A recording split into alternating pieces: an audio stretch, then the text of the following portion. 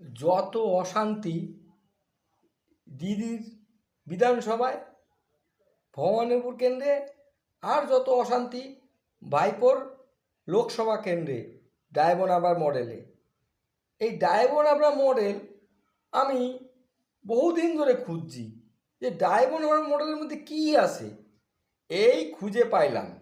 Diamond মডেলের মধ্যে আছে পুষ্পা বাহিনী। ডায়মন্ড মডেলের মধ্যে আছে ইভিএমের মধ্যে টেপ জড়ানো।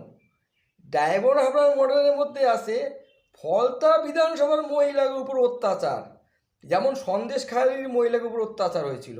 এই ফলতা বিধানসভার মহিলাদের উপরে বিশাল অত্যাচার, তাদের ভোট দিতে দেয় নাই, মহিলাদের উপরে অত্যাচার করেছে এবং তাদের মহিলাদের বিভিন্ন রকম গালিগালাজ করেছে, ঠেট দিয়েছে এবং ফলতা বিধানসভায় মানুষেরা ভোট দিতে পারে নাই।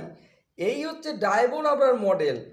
আর ভাইপো বলছে 10বার জন্ম নিয়েও কেউ তার মডেলে দূর করতে পারবে না। আরে একবার জন্ম নিয়েই তো হয়ে গেছে, একবার জন্মের ফলেই তো তোমার গুণগান বাইরে গেছে। তুমি কেমন জেতা যেচ্ছ 7 লাখ ভোটে। এইবার তো ভালো মতন বোঝা গেছে, মানুষ তো বুঝতে গেছে যে রিগিং ছাপ্পা ছাড়া তুমি জিততে পারো নাই। বাবা তুমি কি করছো মানুষের জন্য? তুমি এত বড় মডেল হাঁকাইয়া দিয়ে বলছো, মানুষ বুঝতে গেছে তুমি কোনো কাম করো নাই এই কয় বছর ধরে। তোমার মডেলটা ফালতু মডেল, ফালতু মডেল। মডেল না মেডেল কিছু বুঝতে পারতেছি না। তুমি 7 লাখ ভোটে জিতছ, একটা ভোটও তোমার জেতার ক্ষমতা নাই। তুমি তো টেপ জড়াইয়া দিচ্ছ বাবা। এইবার তুমি ঠেলা সামলাও, বোঝো যত উপরে উঠছ এইবার তাড়াতাড়ি নিচে করে নিচে নামে বসে থাকো। হরে কৃষ্ণ করো বৈশা।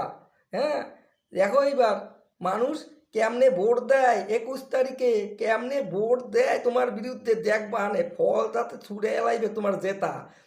তুমি কেমনে দেখছো ফল তার মানে জবাব চাইবে 21 তারিখ 21শে মে বৈশাখ।